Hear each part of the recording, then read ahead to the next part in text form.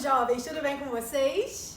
Hoje eu vim trazer um papo rápido, reto e particular sobre o quê? Sobre o módulo 6, isso mesmo, de História do 9º ano. Vem comigo! Bom, nós vimos na última aula os antecedentes da Revolução Russa. Nós vimos que ali na Rússia, do final do século XIX, início do século XX, estava acontecendo ali toda uma convulsão social. Convulsão social essa que depois o czar Nicolau II, da dinastia Romanov, uma dinastia que governava ali há séculos aquela Rússia. Vimos que essa revolução ficou dividida em dois momentos. O primeiro momento é o momento que nós chamamos de Revolução de Fevereiro. Ou seja, o momento em que os mencheviques lideram, e chegam ao poder ali tomando políticas e medidas mais alinhadas aos interesses daquela burguesia nascente ali na Rússia. Mas nós vimos também que em outubro nós temos uma outra revolução. E essa revolução tem um caráter mais radical e um tanto quanto mais permanente. Na medida em que nós temos ali a ascensão de um grande líder, Vladimir Ulyanov Lenin. Lenin, ele mesmo, que voltou do exílio ali após a deposição da família Romanov. Lenin que subiu aos palanques e propôs o seguinte a toda aquela população: paz, pão e terra, todo o poder aos sovietes. Esse discurso inflamará aquela população que apoiará os bolcheviques, permitindo aí que os bolcheviques cheguem ao poder em outubro de 1917. Não é mesmo, meu jovem? Ocorre que os bolcheviques chegando ao poder, nós temos aí a deposição dos mencheviques. Nós temos aqui novos rumos dessa política na Rússia.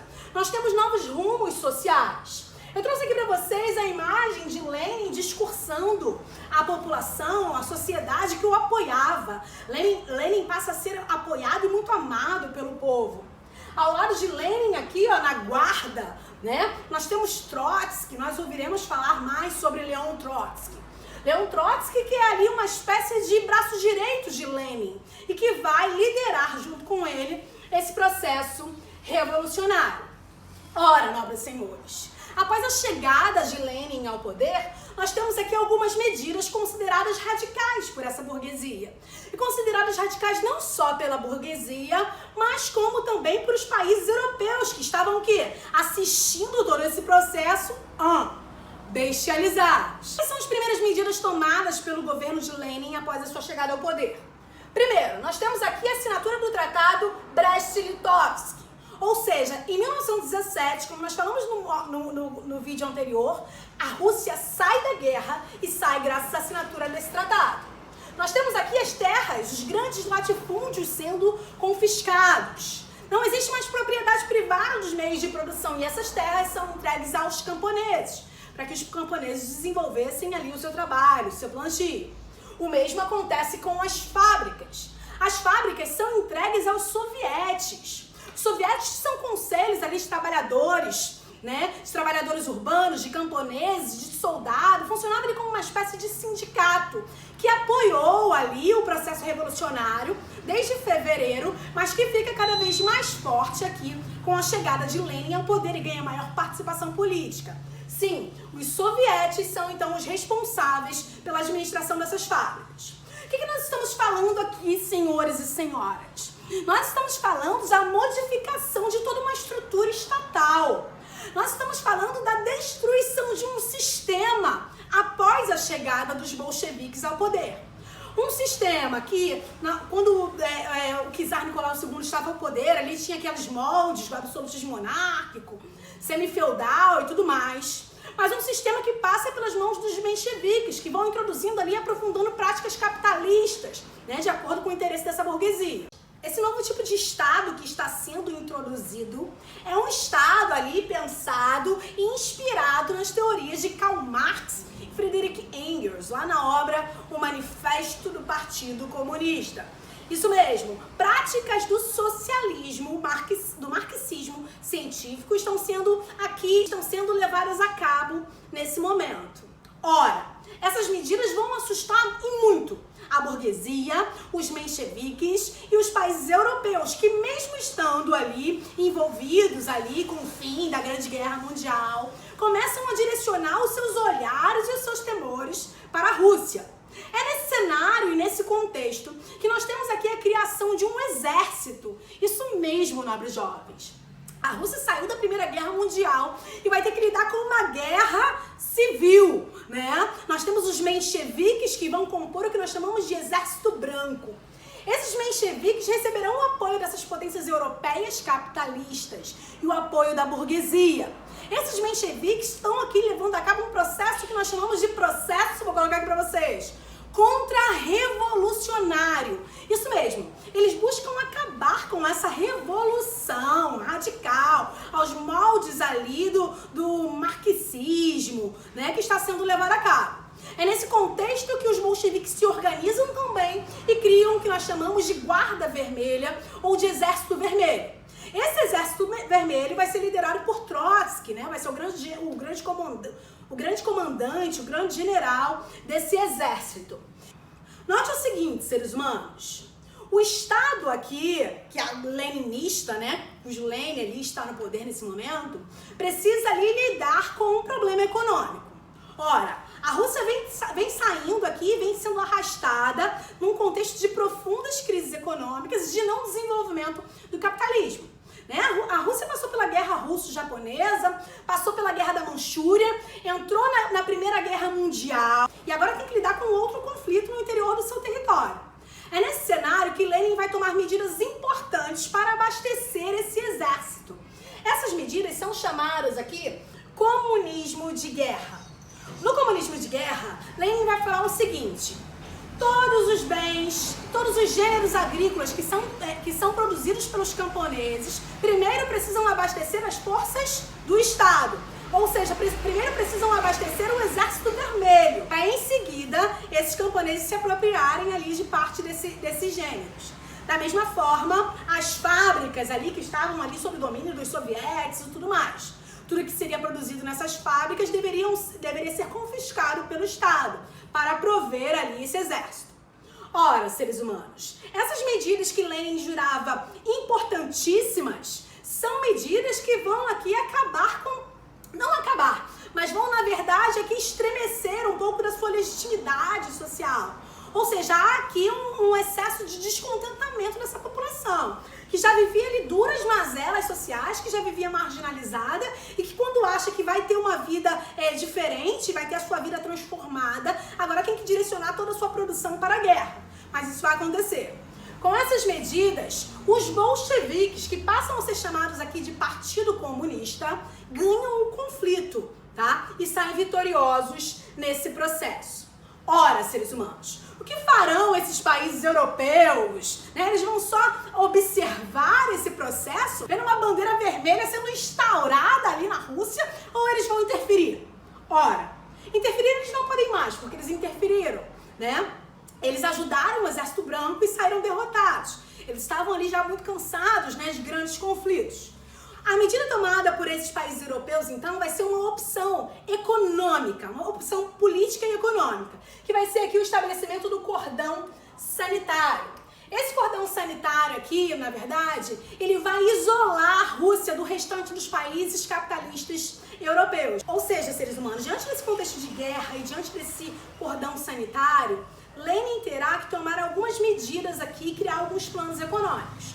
É nesse contexto que ele vai criar o que nós chamamos de NEP, Nova Política Econômica. De acordo com a NEP, algumas características do capitalismo seriam inseridas e seriam permitidas nessa Rússia. Medidas como permissão da propriedade privada, como a permissão para a criação de pequenas empresas e pela busca, né, de incentivo ali do capital estrangeiro. O objetivo dessas medidas é introduzir algumas práticas capitalistas para desenvolver novamente a economia e depois fechar essa economia. Com essa NEP, Lenin ele consegue aqui um sucesso, essa economia russa ela é recuperada. Em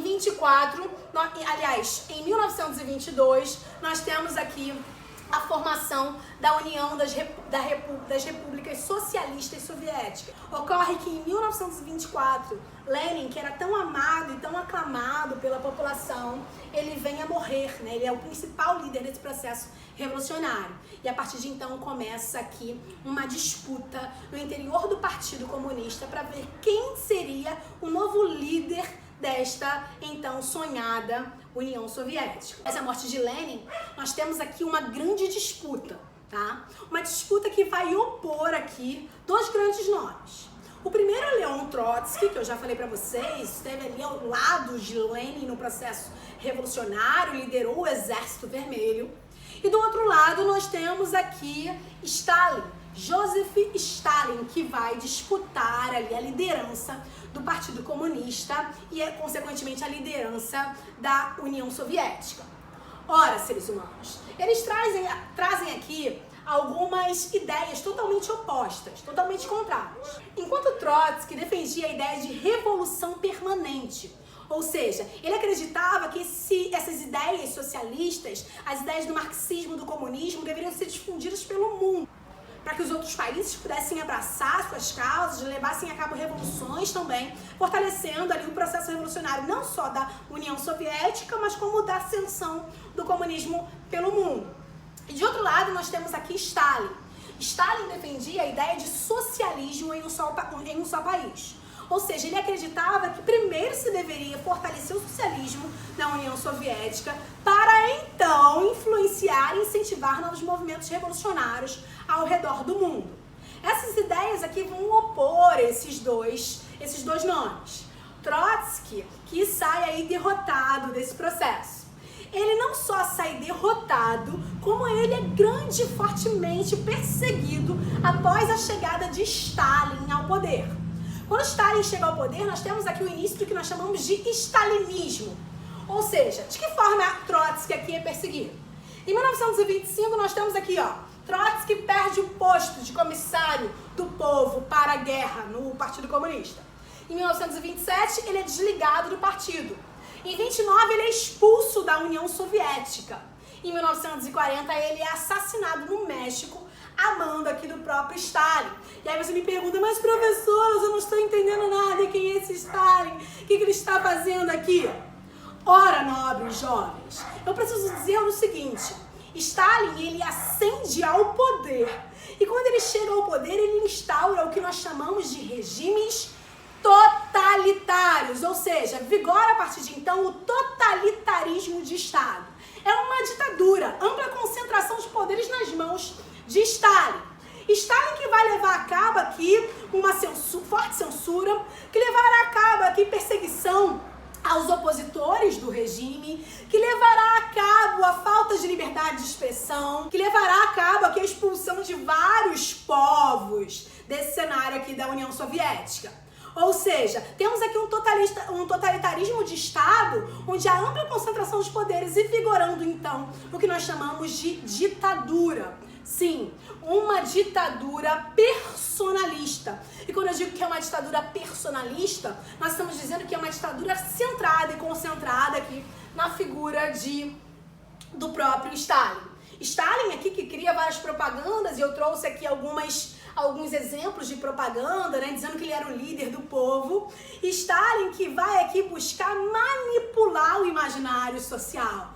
Né? Ele vai tentar que aos poucos apagar da história da Revolução Russa a figura do próprio Trotsky. Então, se vocês pesquisarem na internet, aquela primeira imagem que eu trouxe para vocês, volta aí para mim, por favor. Aquela primeira imagem que aparece Lenin discursando ali a sociedade, nós temos Trotsky do lado de Lenin, essa imagem aqui. E depois, quando Stalin chega ao poder, ele apaga simplesmente a figura de Trotsky. Pesquisa aí no Google, que é bem interessante. Ou seja, ele quer aqui tirar a figura de Trotsky como sendo importante nesse processo revolucionário. E não só como sendo importante no processo revolucionário, mas como tendo sido aqui o grande aliado, o grande braço direito de Lenin, que continuava sendo muito amado pelo povo. Isso é que nós chamamos aqui de manipulação do imaginário e manipulação da memória. Muito comum em governos autoritários e principalmente em governos totalitários, que é o caso aqui do governo stalinista. Trouxe aqui para vocês uma indicação, que eu vou indicar isso para sempre, e que esse livro aqui é um dos livros mais lidos aqui do Ocidente, que se chama aqui A Revolução dos Bichos, do George Orwell. George Orwell, ele era um grande crítico da Revolução Russa. Então ele faz críticas à Revolução Russa nesse livro, mas ele faz aqui a partir de uma história, a partir de uma fábula. Então aqui nessa Revolução dos Bichos, ele conta a história de uma fazenda, onde tinham vários animais, e esses animais eram explorados pelo dono da fazenda. Esses animais realizaram uma revolução, e essa revolução foi liderada aqui pelos porcos, e expulsaram todos os humanos da fazenda. E aí ele vem desenvolvendo esse livro, ali fazendo profundas críticas, sem mencionar o nome da União Soviética, de Stalin, de Lenin, de Trotsky, nada. Mas ele vem fazendo profundas críticas aqui, nessa Revolução dos Bichos e nessa fábula aqui, em alusão à Revolução Russa. É um dos livros mais lidos, é muito interessante, tem filmes sobre ele, e ele também é um dos mais recorrentes aí nos vestibulares e nas provas. Bom, eu espero que vocês tenham gostado desse vídeo. Qualquer dúvida, fale comigo que eu estou à disposição de vocês. Tudo bem? Um beijo para todos. Beijos e fui!